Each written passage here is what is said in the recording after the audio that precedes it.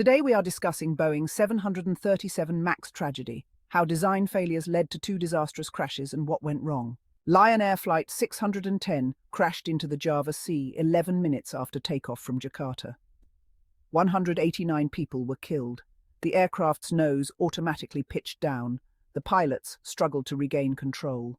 Ethiopian Airlines Flight 302 crashed near Bishoftu, Ethiopia, 6 minutes after takeoff from Addis Ababa. 157 people died.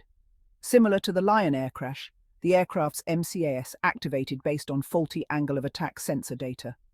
Boeing engineers discovered the new engine placement in the 737 MAX could cause the nose to pitch up. This could result in a stall. They developed the MCAS software to push the nose down automatically. Initially for high-speed situations, MCAS was later modified for low-speed conditions too. The rushed development timeline was critical. Boeing faced pressure from Airbus's A320neo. To avoid losing customers, Boeing fast-tracked the 737 MAX. This compressed the development cycle to 5 years. The FAA played a significant role in the disaster. Boeing convinced the FAA that MCAS was a minor change, bypassing rigorous certification and safety checks. The delegation process allowed Boeing to conduct much of the testing, which was a major weakness. Mark Faulkner, chief technical pilot for the 737 MAX. Faulkner persuaded the FAA that the 737 MAX didn't need simulator training. Unaware of changes to MCAS, he downplayed its importance.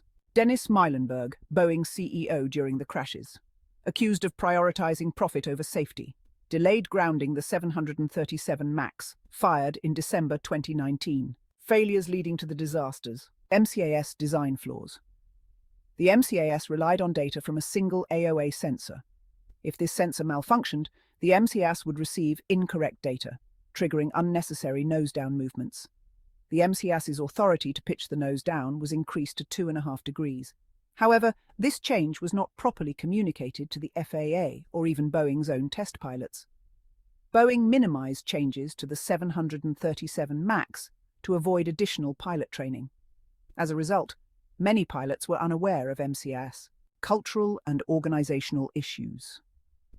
After Boeing's merger with McDonnell Douglas, there was a shift from an engineering-driven organization to one focused on shareholder value. The family-like atmosphere changed to a cost-cutting, schedule-driven culture. 4. Preventing future disasters requires essential reforms. Improved redundancy and safety systems. Aircraft systems like MCAS need multiple redundancies to avoid single-sensor reliance. Transparent and thorough certification processes. The FAA must regain control, re-evaluate delegating certification to manufacturers. Safety-critical systems should not be downplayed. Ensure full transparency between manufacturers and regulators. Enhanced pilot training. Simulator training for new systems like MCAS is essential. Many pilots were unaware of handling MCAS malfunctions. Corporate culture reforms are essential. Safety must be the top priority. Empower employees to speak up without fear. Accountability for leadership is crucial. Leaders must be accountable for safety oversights. Boeing delayed grounding the 737 MAX after the first crash. The families of the 346 people killed in the Lion Air and Ethiopian Airlines crashes continue to grieve. Many have filed lawsuits against Boeing, and the company has paid out millions in settlements. Boeing's actions have been criticized for delaying responsibility. Boeing set up a compensation fund, offering $100 million to support the families. However, no amount of compensation can make up for the loss. The victims' families push for stricter safety regulations. They continue to hold Boeing accountable. The Boeing 737 MAX 8 disasters remind us of the consequences of prioritizing profit over safety. Failures in design, certification, and corporate culture led to these tragedies. Strong reforms are crucial to prevent such disasters in the future. These tragic crashes have left a lasting impact on the aviation industry, the victims' families, and Boeing itself. While changes have been made to improve safety, the question remains, could more have been done to prevent these disasters in the first place? What do you think?